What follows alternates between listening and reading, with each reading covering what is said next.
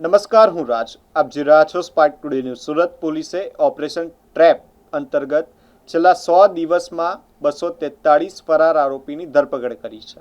આ અંગે additional CP crime કરણરાજસિંહ વાઘેલાએ પત્રકાર પરિષદ યોજીને માહિતી આપી હતી. પોલીસના જણાવ્યા મુજબ છેલ્લા 30 વર્ષ દરમિયાન નોંધાયેલા ગુનામાં ફરાર આરોપીને પકડવા માટે 1 માર્ચથી વિશેષ અભિયાન શરૂ કરવામાં આવ્યું હતું. ગુજરાત તેમજ અન્ય રાજ્યોમાં ફરાર આરોપીઓનું વિશ્લેષણ કરી પોલીસની 200 જેટલી ટીમો વિવિધ રાજ્યોમાં મોકલવામાં આવી હતી. આ અભિયાન દરમિયાન 243 આરોપીઓની ધરપકડ કરવામાં આવી છે, જેમાં 7 ઇનામી આરોપીઓનો પણ સમાવેશ થાય છે. લૂંટ, હત્યાના પ્રયાસ, બળાત્કાર, ખંડણી, ચોરી અને પ્રોહિબિશન જેવા ગંભીર ગુનાઓમાં સંડોવાયેલા આરોપીઓ પોલીસ જાળમાં આવ્યા છે. ઉપરાંત વિવિધ ગુનાહિત ગેંગો સામે પણ કાર્યવાહી કરવામાં આવી છે, જેમાં ઉત્તર પ્રદેશની સોલે ગેંગના સભ્યોની પણ ધરપકડ કરવામાં આવી હોવાનું પોલીસે જણાવ્યું છે. સુરત શહેર સમગ્ર રાજ્યનો એક ઇકોનોમિક હબ છે અને સુરત શહેરમાં કુલ 90 લાખ જેટલી વસ્તી છે અને આ 90 લાખ જેટલી વસ્તીમાં 45 લાખથી વધુ લોકો એવા છે જે સમગ્ર દેશના અલગ અલગ 28થી વધુ રાજ્યોના લોકો છે જે અહીંયા લાંબા સમયથી વસવાટ કરી રહ્યા છે, ગુજરાન ચલાવી રહ્યા છે. અને સુરત શહેરમાં છેલ્લા 30 વર્ષમાં દાખલ થયેલા જેટલા ગુનાઓ છે એમાં જે નાસ્તા ફરતા આરોપી છે, જે નાસ્તા ફરતા આરોપીઓ સમગ્ર દેશના અલગ અલગ રાજ્યોમાં ભાગી છૂટેલા છે, એવા આરોપીને પકડી પાડવા માટે પોલીસ કમિશનર અનુપમસિંહ ગેહલોત સાહેબના માર્ગદર્શન હેઠળ એક આખું operation trap targeted raids on absconders and prolific offenders એક ઓપરેશન ટ્રેપ પ્લાન કરવામાં આવ્યું હતું. સમગ્ર ફેબ્રુઆરી 2026 આખા મહિનામાં આ ઓપરેશન ટ્રેપને 1 માર્ચથી અંજામ આપવા માટે મિટિંગોનું આયોજન કરવામાં આવ્યું હતું.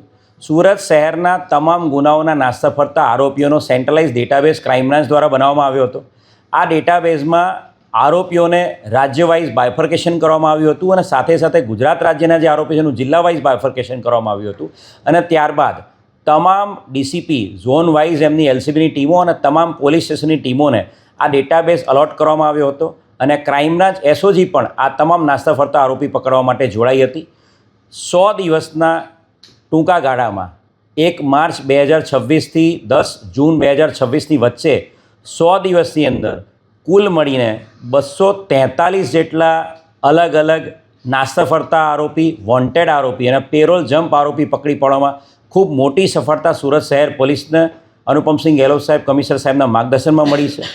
આ 243 આરોપીની અંદર ઉત્તર પ્રદેશનો 1, રાજસ્થાનનો 1, મોરબીનો 1, ભાવનગરનો 2 અને સુરત શહેરના 2 એમ કુલ 7 આરોપી એવા છે જે ઇનામી આરોપી છે, જેમની ઉપર તમામ આરોપીનું કુલ મળીને 2,55,000ની ઇનામ ડિક્લેર થયેલા હતા.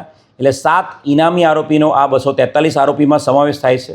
જો ગુનાના હેડવાઇઝ વાત કરીએ તો આ ઓપરેશન ટ્રેપ અંતર્ગત પકડાયેલા 243 આરોપીમાં ખૂનના ગુનાના 18 આરોપી, ખૂનની કોશિશના 7 આરોપી, ધાડના 2 આરોપી, લૂંટના 12 આરોપી, ખંડણીના 4 આરોપી, આર્મ્સ એક્ટનો 1 આરોપી, એનડીપીએસના 23 આરોપી, ગુજસી ટોકનો 1 આરોપી, અપહરણના 7, બળાત્કાર પોક્સોના ગંભીર ગુનાના 13 આરોપી, દહેજ મૃત્યુનો 1 આરોપી, છેતરપિંડીના 75 આરોપી અને ચોરીઓના 27 આરોપી તથા પ્રોહિબિશનના 12 અને અન્ય 40 એમ કુલ 243 આરોપી પકડી પાડવામાં આવ્યા છે. તમામ શહેરના તમામ પોલીસ સ્ટેશન ઇન્ક્લુડિંગ મહિલા પોલીસ સ્ટેશન, એએસટીયુ તમામે આ આરોપીઓ પકડવા માટે ખૂબ જ મહેનત કરી છે. 243માંથી 82 જેટલા આરોપી ક્રાઇમ બ્રાન્ચની ટીમે પકડી પાડેલા છે. અને આ આરોપીઓનું જો વાત કરીએ, જે પકડાયેલા આરોપી છે એમાં ઘણા બધા એવા આરોપી છે જે ઇનામી આરોપી છે અને ખૂબ જ જઘન્ય ગુનાઓના આરોપી છે. આરોપી આનંદસિંહ ઉર્ફે સોલે સિંહ, જેણે પોતે સોલે મૂવીના નામ ઉપર અને એના અંકલના નામ ગબ્બરસિંહના નામ પરથી આ ગેંગ બનાવેલી હતી, સોલે ગેંગ, ઉત્તર પ્રદેશની ગેંગ જે મોટી મોટી ખંડણીઓના ગુનાઓ જેની પર દાખલ થયેલા હતા અને ઇનામી આરોપી હતો. એને પકડી પાડવા માટે 2 મહિનાની સતત મહેનત ક્રાઇમ બ્રાન્ચે કરી હતી અને એને પકડી પાડેલો હતો. એ જ રીતે સુનિલ ઝુંબર કાળે એને સાંગલી જિલ્લાના જંગલોમાં જે પોલીસની ટીમો કામે લાગેલી હતી અને 26 વર્ષ જૂનો આરોપી છે, વોન્ટેડ આરોપી, લૂંટ અને બળાત્કારના જેની પર ગુના દાખલ થયેલા છે, એને પણ લિંબાયત પોલીસની ટીમે 26 વર્ષ જૂના વોન્ટેડ આરોપી, 40,000નો ઇનામી આરોપી હતો, જંગલના દુર્ગમ વિસ્તારમાં ત્યાંના લોકોનો પહેરવેશ રાખીને સતત 7 દિવસ સુધી એ વિસ્તારમાં મહેનત કરીને આરોપીને પકડી પાડ્યો હતો. એ જ રીતે ખટોદરા પોલીસ સ્ટેશનનો જે લૂંટનો ગુનો હતો એની અંદર 30,000 રૂપિયાનો ઇનામી આરોપી છે. એ આરોપીને પકડવા માટે પણ ખૂબ જ મહેનત ક્રાઇમ બ્રાન્ચે કરી હતી અને એ આરોપીને મહિનાઓ સુધી મહેનત કરીને એણે પોતે પોતાના પિતાનું નામ ખોટું નાખી દીધું હતું અને આખી આઈડેન્ટિટી ચેન્જ કરી હતી. તે છતાં પણ 6 મહિના સુધી વર્કઆઉટ કરીને ટેકનિકલ અને હ્યુમન ઇન્ટેલિજન્સ આધારે એને ઉત્તર પ્રદેશ લખનૌથી પકડી પાડવામાં આવ્યો હતો. 24 વર્ષથી વોન્ટેડ 10,000નો ઇનામી આરોપી ગંગારામ એને પીસીબીની ટીમે એમની ચોક્કસ ઇન્ફોર્મેશન આધારે હ્યુમન ઇન્ટેલિજન્સ આધારે હૈદરાબાદ જઈને 24 વર્ષથી જે વોન્ટેડ આરોપી હતો ખૂનના ગુનાનો 24 વર્ષ જૂનો એને પીસીબીની ટીમે પકડી પાડેલો છે. એ જ રીતે 2009ના વર્ષમાં જે ધાળનો આરોપી 17 વર્ષથી નાસ્તો ફરતો આરોપી નાગેન્દ્ર મોનુભાઈ રામજતન પારસી સરોજ એને પણ પીસીબીની ટીમે અમદાવાદના સનાથડ ચોકડી પાસેથી ચોક્કસ ઇન્ફોર્મેશન આધારે અને જે વર્કઆઉટ કર્યું એના આધારે પકડી પાડ્યો હતો. એ જ રીતે પીસીબીની ટીમે 8 વર્ષથી વોન્ટેડ 10,000નો ઇનામી આરોપી સુનિલ કિશોરી પ્રસાદ એ પણ મર્ડરના ગુનાનો આરોપી હતો.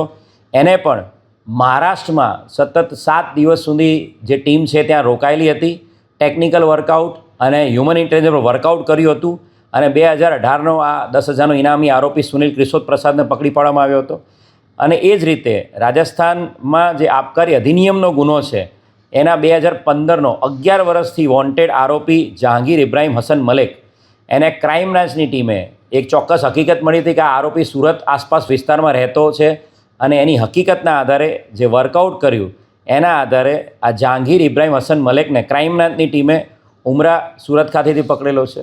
ખૂબ મોટી સફળતા સુરત શહેરને, સુરત શહેર પોલીસના તમામ યુનિટને મળી છે. સુરત શહેર પોલીસ કમિશનર અનુપમસિંહ ગેહલોત સાહેબના માર્ગદર્શન હેઠળ અને માનનીય નાયબ મુખ્યમંત્રી હર્ષ સંઘવી સાહેબ અને ડીજીપી શ્રી GS મલેક સાહેબના માર્ગદર્શન હેઠળ આખું ઓપરેશન 100 દિવસનું ઓપરેશન ટ્રેપ ચલાવવામાં આવ્યું હતું અને 243 આરોપી પકડી પાડવામાં આવ્યા છે. અને આ ઓપરેશનમાં હજુ પણ સમગ્ર દેશમાં અલગ અલગ ટીમો મોકલીને વધુ આરોપી પકડી પાડવા માટે મહેનત ચાલુ છે.